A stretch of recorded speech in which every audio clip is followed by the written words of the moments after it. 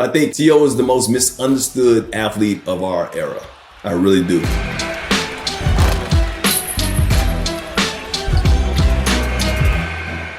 What's up, you guys? I'm Rachel Demita, and welcome to the Courtside Club. Today, I'm joined by an OG in sports media. We have Fox Sports host, actor, and author, Mike Hill. Mike, welcome to the Courtside Club. Rachel, what's happening? How you doing? Good to see you. It's been a minute.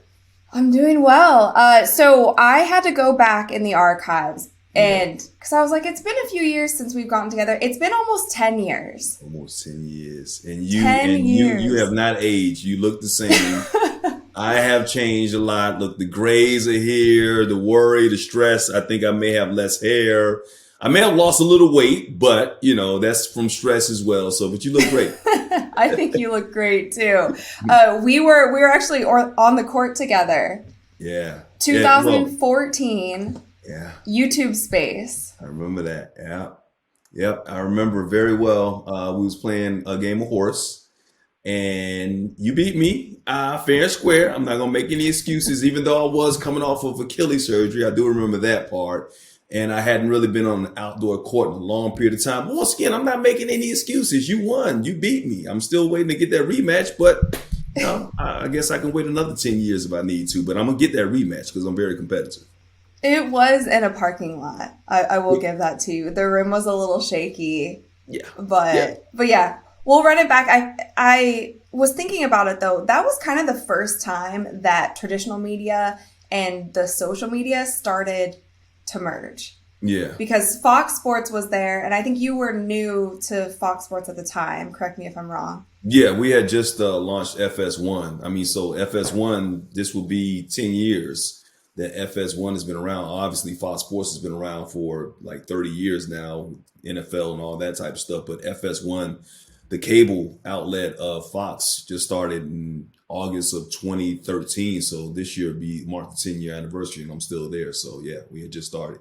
You're an OG in this space, and you talk about me not aging, but you've been in this game almost 30 years, which is crazy. Yeah. You look great, still holding it down, still diversifying yourself as media shapes into these new formats and goes more digital, more into social. But I want to know from your perspective, because you have been in this space for so long, what has been the biggest change that you have noticed over the years in media and sports and in entertainment? When I started off, media was just about, it was X's and O's. It was about journalism, ask the question, answer the question. Now it's become more of an opinionated space. Drama, controversy, all that type of stuff seems like it's overtaken sports journalism, so to speak. It used to be Sports Center was the king, and then when we came in, we was doing Fox Sports night. We had our daily show that we was doing. I had America's Pregame. But it's more about debate now, which is pretty cool because, you kind of bring the barbershop inside of the broadcast studios and everybody's got an opinion, right? So what you want is that you get the viewers to basically yell and scream at somebody who they agree with or disagree with. And, once again, applaud those who they do agree with. But it's changed a lot. I've tried to kind of go with the flow a little bit here and there, but I can only scream and yell and debate if I think Michael Jordan's better than LeBron so many times. And what I've learned over the years is that I'm never going to convince a LeBron fan that Michael Jordan is better. That's just not going to happen. So that's the biggest that I've seen. But also with the social media becoming more and more of an impact, you see a little bit more on Instagram. You see the clips on Instagram and on Twitter. Like you said, your space. YouTube was starting to become a little bit more, and it's even more so now because you got basically channels and you got networks almost on YouTube now and other outlets like that. So it's changed a lot, and I like the change for the better because it's getting a lot more people involved, and it's I just like evolution. You talk about the screaming and yelling. Everybody has an opinion. Obviously, on social media, we are seeing the world's opinion at all times, which for somebody who kind of came up on social media, and I started on YouTube, and obviously, like you saw the beginning of my career, that's all I was doing was YouTube. But to me, it has gotten even harder to keep your mental sanity with all of these different platforms. But one thing that I do like that you do with your social media is I feel like you try to share uplifting messages and share a little bit more into your personal life. And it's relatable in a sense that we might not see from other public figures. So talk about your mic checks a little bit. My mic checks came from, I wrote a book a couple of years ago called Open Mic, my 50th birthday, and it was my memoir. And it talked about my personal life and the things that I've had to overcome in my life, a lot of the traumas that I had to overcome from my childhood that a lot of people didn't know about. A lot of people knew me from ESPN and maybe Fox, and even, when I was on the reality show and I was married to Cynthia, but they didn't know the personal side of me. They just saw this persona. They saw this image that, a lot of people in the business put out there. So when I wrote this memoir, I had to put this memoir out because I felt like, or people told me it could help people because it helped me. It was my first form of therapy. It was my first time that I actually knew I needed therapy because I didn't know. When I first started writing the book, I just remember that before I wrote the book, I just remember crying all the time and didn't know why, because I had a good job. I was living a good life. I was making good money. But I was like, why am I crying so much? Am I losing my testosterone? Do I need to take testosterone pills? What's wrong? I'm losing my manhood. And I realized that I just had all this pain and this suffering and this trauma that was built up on the inside of me that I needed to release. And so being able to write that memoir and allowing that to come out and talking about the domestic violence that I saw coming up, talking about the abuse I saw coming up, talking about seeing my best friend being killed in a drive-by shooting, talking about my tumultuous relationships that I've had in the past and mistakes that I've had in the past, and even my broadcasting career, the ups and downs of being who I am in this business, and seeing all of that I had to go through, that I had to overcome, that I had to try and overcome, that I didn't realize that was trauma. I had to get that off my chest, and that became my therapy. So after I wrote that, I realized that I still needed to have an outlet. And I realized that since I was being so vulnerable, that's one of the reasons why you see me without anything on, because I wanted to be vulnerable. I wanted to bear my truth and bear my soul. I felt like I needed to have a continuation of that. So I think as public figures, and I think it's important for people like you and celebrities and other people like that to basically show people who you really are. Because like you said, on social media, we put out these perceptions and these images of life is so great, it's so grand, I'm living this great life, I'm on this set over here today, I'm acting tomorrow, I'm writing this book, I'm driving this fancy car, whatever. But behind the scenes, you may be going through some difficulties that your fans or people who watch you or look up to you on television need to know about, right? Because if you don't do that, then they get this perception that that's the life that they should be living and you don't have any problems. Meanwhile, they're over here and they got a plethora of problems and they're looking at you like, wow, how come I can't be like him or her? Whereas even though you can live a lifestyle and you can have a lot of things, you still have issues. So what I started doing with my mic checks is like, hey, you know what? You can see me on television doing this and I'm a smile. And yes, I'm happy on the inside, but I had to learn how to get my happiness. So I use my mic checks as a way to remind people that I'm human too, and that I go through issues and that I have pain and I have suffering. So what I do is I'll think of a topic or whatever and just emote and basically tell people, hey, this is how I felt. This is what I went through. This is one time where I wanted to basically kill a guy I used to work with. Honestly, just honest conversations and how I was able to overcome that and what, the message was that was involved in that and how I was able to grow and become a better person. So, it's gotten a, good feedback and gotten a good response and whatnot. I need to put more of those out there, but they have to be natural. They have to be something that is organic, because I just can't make up something that's not inside of me and try and put it out there, or they'll realize that you're not telling them the truth. And so I just want to speak my honest truth and put it out there, and hopefully people will get something out of it. I think that's super powerful. And even obviously in your book went so much further into detail, and we're not just getting the little snippets that we see on social. Comparison is the thief of joy when you're watching everybody else's social media and they see the bright lights. And I honestly, I should take a page out of your book, because I have a hard time showing some of those other sides, because there's this battle with me, right? Like, I want people to be able to come to my page and come to my videos and see what I'm doing. And it's like an outlet for them, right? Mm-hmm, they come there, It's happy, it's exciting, we have fun.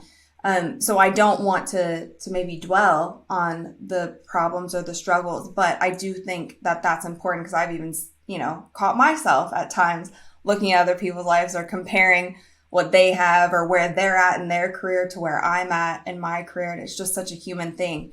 When you were growing up, was there ever a turning point for you where you saw the trajectory of your life shift and maybe put you on the path that you're on today?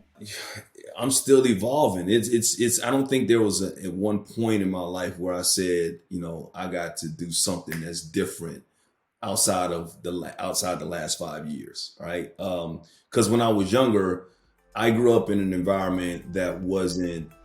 I didn't say I was poor. I hate to say poor. We were broke. Poor is a mindset. I think broke is your financial state. We didn't have a lot of money, so I knew that there was something that was out there for me.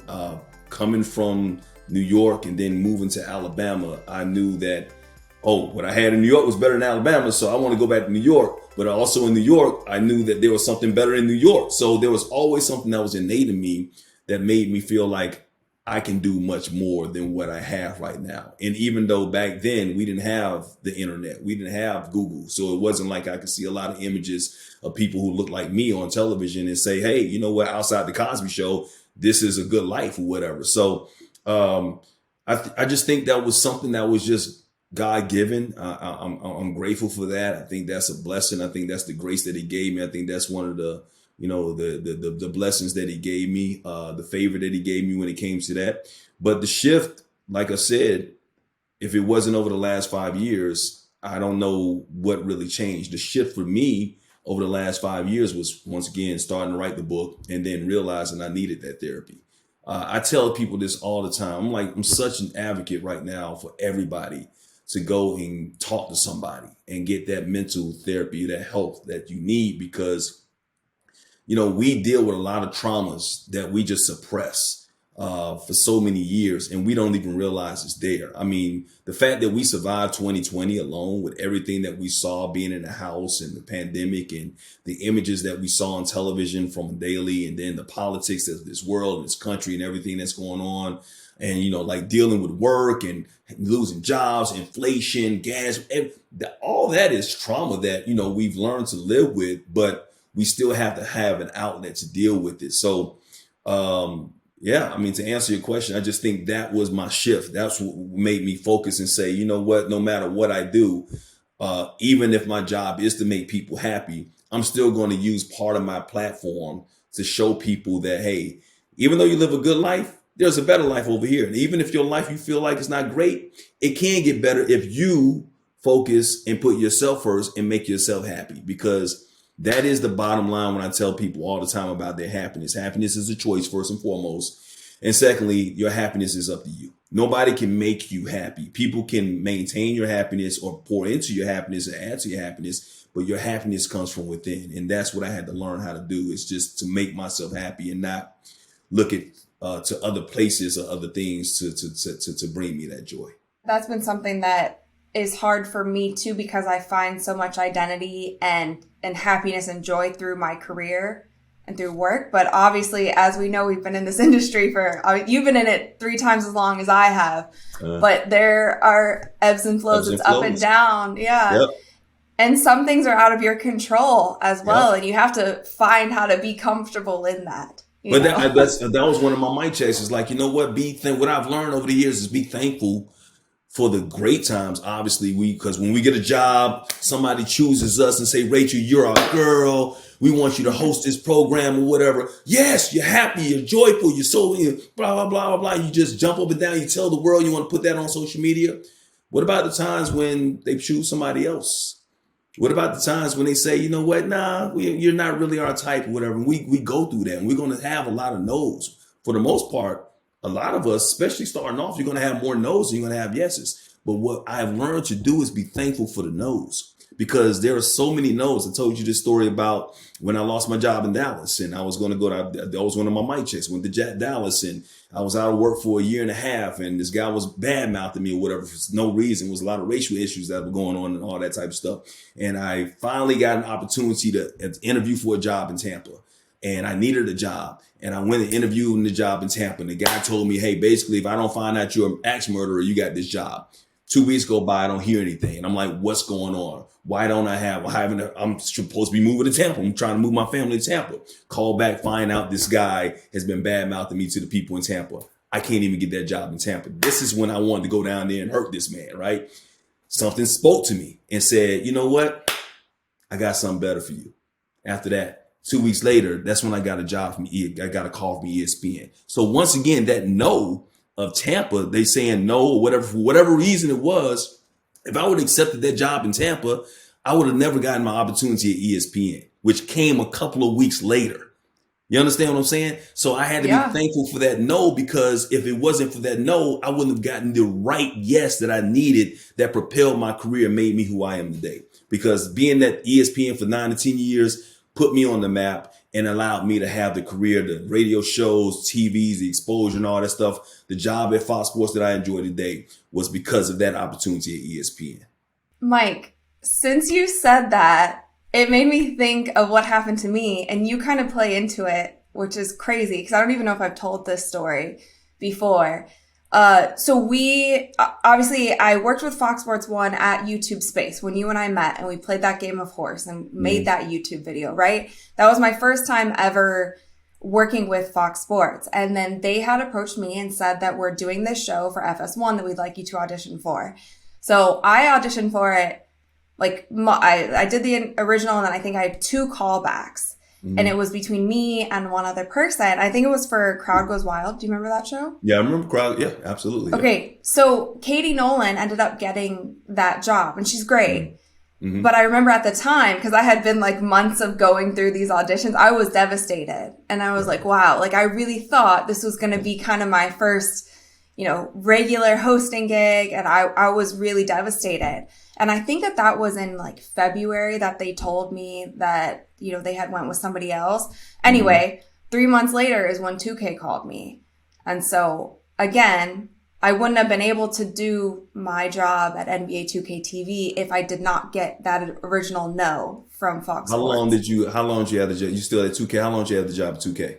I was with 2K for 5 years. 5 years. So, Crowd Goes Wild got canceled before a year. Think about that. Right. So had you gotten the job, they would have flown you to New York. You was on Regis. I'm not saying it could have propelled you. I mean, Katie obviously made a name for herself in that show or whatnot, and it helped. So you still would have done great with your career. But the fact that, who knows, it could have been the wrong yes. And so that's what people got to understand. Sometimes you get a yes and you're excited about that yes. You think it's a right opportunity, but it could be the wrong yes. It could be the wrong opportunity that could actually derail your career or stifle your career sometimes. So that's what I'm saying. And I'm a very spiritual person, and I've always been a spiritual person, but now I've learned to just kind of let go and let God. And so when it comes to that, I'm like, you know what? Yeah, I didn't get the job, but something better is going to come along. For example, right now, I'm in a situation where I'm an OG in this game. People know me for a long time. I've been doing this for a long time, but I'm freelancing pretty much over at Fox now. I do seasonal stuff, college basketball, college football, and I get a lot of run. Don't get me wrong, but after college basketball season, it's like, okay, now I got to hustle. Now I got to go out here and I got to find acting gigs. I got to find commercials. I got to find little side gigs here until something permanent comes along. So what I'm saying is I could panic. I can get upset about things and opportunities come along. I've seen other people get opportunities. I'm like, well, what about me? How come I'm not even being considered? I can say all that to myself. And I'm like, you know what? That's not for me. What's for you is for you. And what's for them is for them. And once you put that mindset into play and you realize that and you have that type of attitude and you go forward and like, okay, well, what's next? You're going to be so much better for you and your career and whatnot. And once again, sometimes getting an opportunity may not be the opportunity that you actually need or that is going to be beneficial to you. So remember that. I appreciate that. And I feel like everybody listening can appreciate that too. Whatever stage of life you're at, whatever career path you're on, whatever your goal is that you're going after. And it also takes some experience to like get that through your mind too. The first couple no's hurt a little bit worse. They all sting. They all sting. They all sting. It's kind of like, you know what? Okay, well, all right. Well, that means I'm just going to work hard and make it happen somewhere else. Mike, I want to get more into sports, college football after halftime, but I would like to take a halftime break if you're down. Okay, let's do it. Have you been betting with the Caesars Sportsbook and Casino app? If so, keep it up because every bet earns with Caesars Rewards. That means win or lose, you're getting closer to amazing perks like game tickets, free stays, bonuses, and more. And if not, well, when you get started, your first bet is on Caesars. Register with promo code OMAHAFULL and place your first bet up to $1,250. If you win, congrats. If you don't, you'll get your stake back as a free bet. We're going to go back to a classic start bench cut. Okay. Start bench cut. I got you. You've been a football guy for a while. I have NFL quarterbacks. We have Tom Brady, Aaron Rodgers, and Peyton Manning. Ooh. Start bench cut. Oh. Well, obviously I'm going to start the GOAT, Tom Brady. Okay. And I am going to bench Peyton Manning. And I'm going to cut Aaron Rodgers. I'm obviously Tom Brady, self-explanatory. Peyton Manning is the most cerebral quarterback that's ever played this game. So I want that capable backup that if Tom doesn't get the job done, I know Peyton's going to get the job done. And Aaron, while he's incredibly gifted and one of the greatest quarterbacks of all time, I don't know if I want the personality, and I don't know if I want the person that when it comes playoff time, he doesn't get the job done. So, yeah, that's why I'm going to cut Aaron Rodgers. All right, Mike, we have some wide receivers. We have Jerry Rice. Okay. T.O., you were just on his show. Yeah. And Calvin Johnson. Okay. All right. So I'm going to cut Megatron, even though I love Calvin Johnson. I think if he would have been playing for a better team, he would have been definitely top 3 receiver all time. I am going to, believe it or not, bench people who believe it's the GOAT, Jerry Rice. I'm going to bench him. Okay. And I'm going to start my man T.O. because that's my man. That's my guy. I just, if I'm starting a team, if he's on my team, I got to start my guy. I got to start T.O. I think T.O. is the most misunderstood athlete of our era.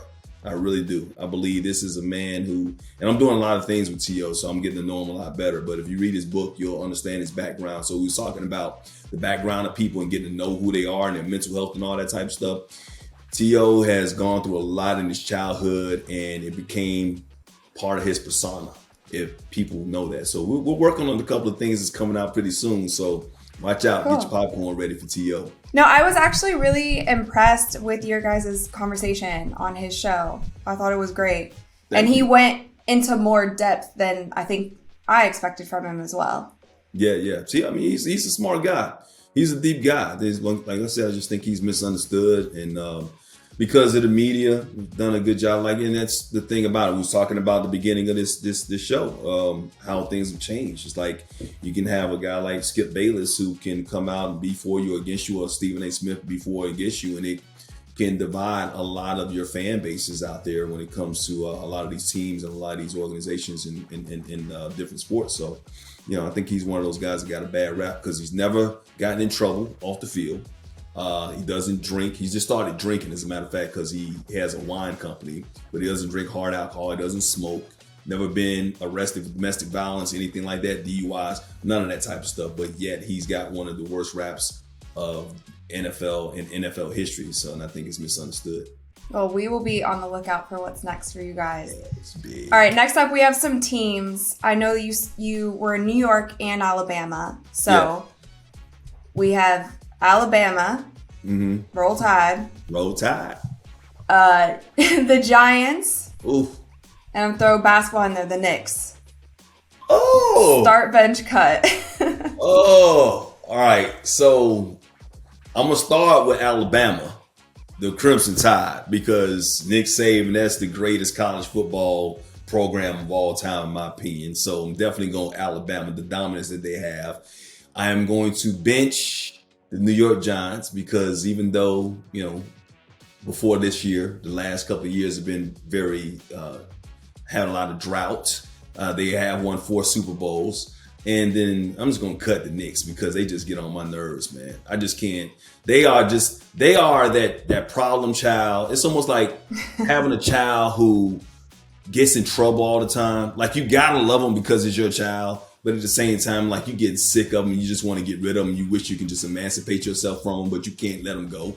That's how it is with the Knicks. They are so disappointing. And they bring back so many daddy issues I have. It's like, they look promising in the beginning, and then all of a sudden they just break your heart. And I gotta learn not to let the Knicks break my heart, Rachel, because they break my heart every single year. That's the New York Knicks. So I'm tired of the New York Knicks. So cut them. As a matter of fact, get rid of them. I don't even want to talk about them anymore. See, you got me fired up, Rachel. You're about to storm off just because of that question.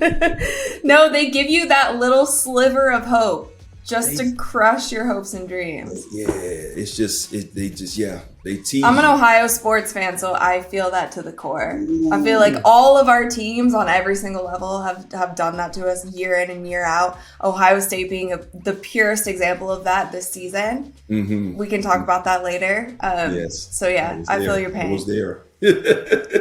You were there, yeah. I was there at the Michigan-Ohio State game. Oh, God. Yeah, I was there. I saw it firsthand. All right, moving on. Let's talk about some current players in the NBA. Okay. We have Luka, Giannis, and Ja. Ooh. 3 exciting players right now. Ooh. Kind of this new school wave that we have. All right, I'm going to start Luka because he can do it. There's nothing. Luka's my favorite player in the NBA. I love Luka Doncic. There's nothing this man can't do. I wish he was a better defender, but we're not going to worry about that. And I'm going to bench Giannis as much as I hate it. If Giannis had a jump shot, he would be unstoppable. If he had a consistent jump shot. And Ja, do I have to cut Ja? Can I just put him on waivers and then maybe if nobody other team claims him, I can pick him back up? I mean, like, I don't want to cut Ja. Why you make me do this? But if I had to cut one, I would cut Ja. That's hard. Yeah, it's tough. That's hard. That's hard. But he'd have to go. They're all 3 such exciting players. And right when you think that Ja's kind of hit his ceiling, like no pun intended, because he's literally hitting the ceiling when he dunks. But he surprises you even more. And I feel like just watching his growth and his ability to, not only just be this explosive player, he's taking it up a notch every season. So it's really fun to watch. Yeah. Okay. Last but not least, some shows that you've been a part of. We have America's Pregame, we have Fox Sports Live, and we have Hyperdrive. That was on Netflix. Oh, wow. Okay. I'm going to cut Fox Sports Live because I was a part of that show, but that wasn't my show. America's Pregame was my baby. So I'm starting America's Pregame. That was my baby, hosted by moi, my show. And then I'm going to bench Hyperdrive because even though I was the host of that show, I had 3 other co-hosts with me or whatnot, and it was about the drivers or whatever. But yeah, it sounds a little selfish, but yeah, I'm gonna go with that. I think America's Pregame, I think it could have been a really good show. I would have tweaked some things here and there, and I would have given it a little bit more promotion from Fox. But yeah, we'll see what happens in the story. Everything happens for a reason. So having that experience is propelled me and made me a better person, or a better broadcaster, I should say. It prepared me for actually Hyperdrive, to be able to have the opportunity on Hyperdrive. And we will see what's next. Okay, it's time for the second half. All right. It's the best time of the year. The football playoffs are upon us, basketball and hockey are in full swing, and nothing beats seeing your favorite team live. Make up for lost time and go enjoy a game. Vivid Seats, the official ticketing partner of ESPN, is offering you $10 off your first $100 ticket purchase with code Courtside. That's code Courtside. Download the app or visit vividseats.com today. Vivid Seats. Life happens live. We talked about college football a little bit. You covered it this season. What was the best game that you covered, and what teams really excited you this season? Well, obviously, the most exciting game I covered this year, just the most exciting experience I had, not just this year, but maybe in a long time was just being in the environment of being at my first Ohio State-Michigan game. To be there in Columbus, to see all those people there. I know it was heartbreaking for you, Rachel, and a lot of people there, but to be there on the set with Urban Meyer, to be able to hang out with Urban the night before or the night after, the night before, and then to get his thoughts about that game and the intensity and the struggle as a coach and the emotions that the coaches and the players are going through, to get that feeling, to be in that environment, it was just something that I'll never forget. Who were you rooting for? Were you rooting for OSU? I can't say, I won't say who I was rooting for because I don't want to upset you, but I like Michigan. I mean, I don't know what it is about Ohio State. No. I have respect Ohio State, respect the players, respect Urban Meyer, obviously, because he's a colleague of mine. I've gotten to know him a little bit better over this past year when I started doing Big Noon Kickoff, filling in for Rob Stone. But Michigan, I've just been intrigued by their players and Harbaugh and trying to get over that hump. Maybe it was just the underdog role of them just losing so many years. And I predicted last year they would beat Ohio State. And this year, I really thought Ohio State was going to beat them because Michigan didn't have their star running back, Blake Corum. But they surprised everybody. I think Ohio State's defense just did a poor job in the second half of not adjusting. And it was an avalanche. And the fact that Ryan Day, who's Ohio State's head coach, he's lost pretty much 3 games over the last 2 seasons. I thought you think this is so funny. And 1 in the college football playoffs, 3 huge games, and they want to basically fire this man. That lets you know how intense this rivalry is, because Urban told me, he's like, during this week, you can't sleep at night. You can't sleep thinking about it. Your families are affected by it. Ryan Day's family's affected. His kids have been pulled out of school, I believe, or whatever. They got issues at school or whatnot. It is just that intense when it comes to Ohio State and Michigan. So by far, that game was the most memorable game that I covered this past season.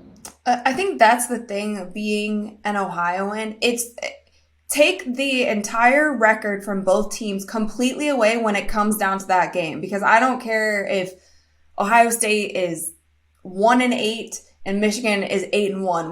When you get on that field for that game, it's like everything is out the window. It is only those 2 teams, and they're both going to be there to compete. That's why I think national championship. They told me, Urban Meyer told me that year. The Ohio State Michigan game, the winner, he said it was more intense preparing for that game than preparing for a national championship game. That's how meaningful and important that game is to people who live in Michigan and Ohio. Can we talk about how my New Year's Eve was absolutely ruined?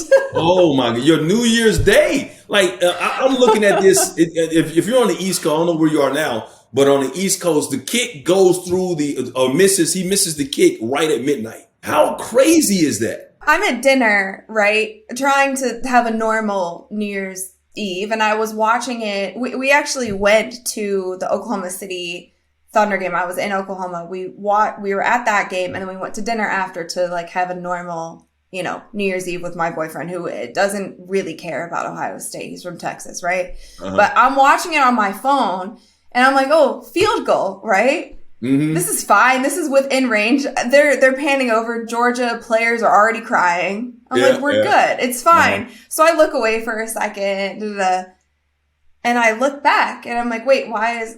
Then I see Ohio State players crying, and I'm so confused. wait, what? Because I didn't watch the play. I thought we were good. I was like, "This is it." Right, you were saying Happy New Year. We're there. Yeah. Exactly. Yeah. So then I look back. I said, "You're kidding, right?" And I think I was laughing like this. I was like, "This has to be a joke. Like this. Yeah. There's no chance, And everybody had Georgia, and obviously, we saw what Georgia did in the national championship. But come on, man.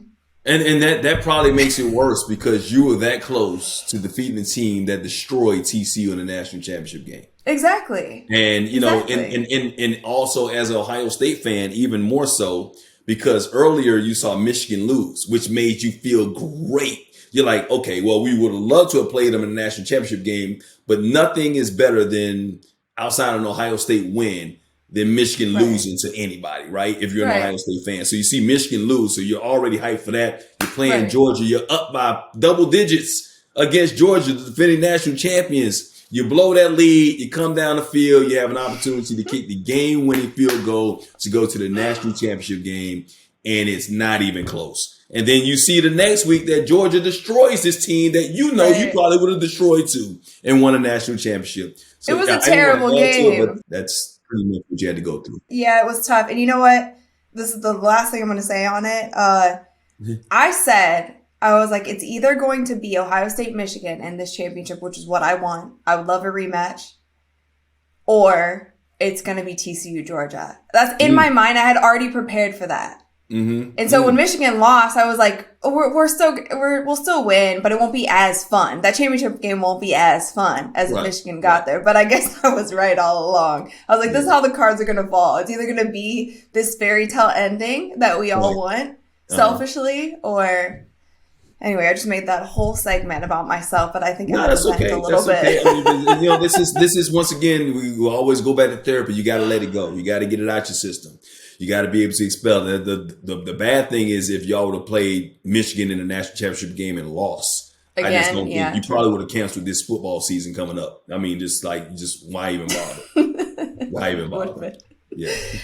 How did you feel about the Giants season? Pleasantly surprised. I will take it. You know, the fact that they got to the playoffs, they got off to a good start, got to the playoffs. The fact that we saw progress with Daniel Jones, Saquon Barkley was healthy again, and the fact that they actually won a playoff game. I mean, who as a Giants fan wouldn't take that? I knew this team wasn't going to the Super Bowl. I knew this team wasn't capable of winning the Super Bowl unless everything else fell out of place for every other team in the National Football League. But to see progress, I'm just hoping that they can build on it now. And we'll see what they do with Daniel Jones and Saquon Barkley in the offseason. That's going to be the big question. Do you think that they can build? Because I've seen a lot of, I feel like people are split. The problem is you can't overpay Daniel Jones and Saquon Barkley. I would like to see what Daniel Jones does with a healthy line, a good line that protects him, and some weapons. Give him some weapons. I would like to see him have a quality number one receiver in the National Football League and a solid offensive line, and I want to see what Daniel Jones can do. I think the defense is going to build on, what they started this year, even though they weren't great in the playoff game against Philadelphia Eagles. I think they can build on that, but I'm more concerned about what kind of weapons and what kind of toys that Brian Daboll is going to be able to get this offseason to go along with Daniel Jones if they decide to keep him. Last on the football note, do you have a Super Bowl prediction? I do. All right. In the AFC, I'm going to go with, I think, I wanted to go with Kansas. I just don't know with Patrick Mahomes and his leg. If Patrick Mahomes were healthy, I would definitely go all in on Kansas City. But even Patrick Mahomes on one leg is better than 90% of the league. So I'm going to begrudgingly say Kansas City only because they got home field, right? So they got home field there, right? But Joe Burrow's that guy, man. So I'm going to say Kansas City. And then on the NFC side, I am going to go with the Philadelphia Eagles. And I just made that decision right now. I mean, you got a rookie quarterback, Purdy. When is the Cinderella? When is the time up? When is the clock strike 12? And so it'd be good to see Andy Reid trying to win another Super Bowl against his former team, the Philadelphia Eagles, in the Super Bowl. That would be pretty good. Nice matchup, Kansas City, Philadelphia in the Super Bowl. That's my prediction. I'll put the Bengals in there just for Ohio. For Ohio, I mean, they went last year. But the fact that they've won 5 playoff games over the last 2 years, I mean, Cincinnati's here. That team's for real, and they still don't have an offensive line in front of Joe Burrow. But once again, Joe Burrow's that guy. That's it. If you're a Bengals fan, if you're a Cincinnati fan, you have to be pleased knowing that you have a quality quarterback. You have an elite quarterback, and not many teams can say that. And that's the reason why, as a Giants fan, I'm not ready to let go of Daniel Jones, because there are only so many elite quarterbacks in the league. And fortunately for Bengals fans, you got one. Kansas City Eagles, did you say who you're taking? It comes down to the help of Patrick Mahomes, but by that time, 2-week bye, I'm going to say Kansas City wins it all. Kansas City in a close one. I'm going 27-23, Kansas City over the Eagles. Early line. Okay.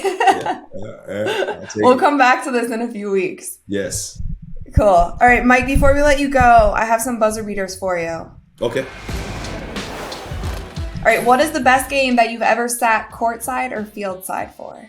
Yankees 2000 World Series, Game 5, winning the whole thing. I'm a big Yankee fan, so yeah, just being there, covering that game, that's the best feeling I had. And then being in the parade a week later. That's cool. Yeah. Who were they playing against? They were playing the Mets. That was the Subway Series in 2000. Yeah. Nice. Who was one person, dead or alive, that you would love to sit courtside with? Man, I would love to take in a game with Will Smith. That'd be fun. I know people are down on Will, but I still love Will, man. I just think that he had a moment. Once again, goes back to the mental health and everything that he's been suppressing. So I would love, because I just think he's a down to earth and he's a quality guy and he loves sports too. So yeah, Will Smith. And he'd be funny. Yeah, it'd be fun. He'd be fun. And last but not least, what is one event in history, it could be a sporting event or other, that you would have loved to have been courtside for? Oh, I guess since I'm a diehard, I wish I could have been there the night the Knicks actually won a championship. Except when Willis Reed came back out in Game 7. To experience that, because I've experienced so many great moments with all my sports teams. You got all my sports teams who won championships at the Knicks in my lifetime. So I would love to have been there to see the Knicks and Willis Reed hopping out of the tunnel, coming back in Game 7. It would re-spark that hope. Something. Just until next season. Yeah. A memory I can have before I die. Mike, thank you so much for joining us on Courtside Club. Let everybody know where they can find you and anything else we should be on the lookout for.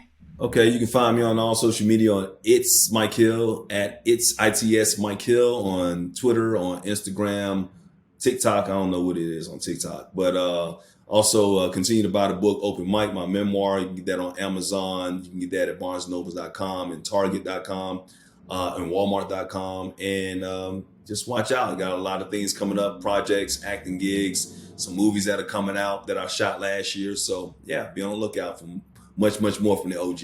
Cool. I appreciate that. Thank you. Thank you so much for joining us. Thank you, Rachel. Appreciate you having me. Great stuff. It was fun. Hopefully next time it's not another 10 years. We have to do this again. Well, we can't wait 10 more years. Come on, man. We can't wait 10 more years. Yes, all right, thank guys. you. Thank you.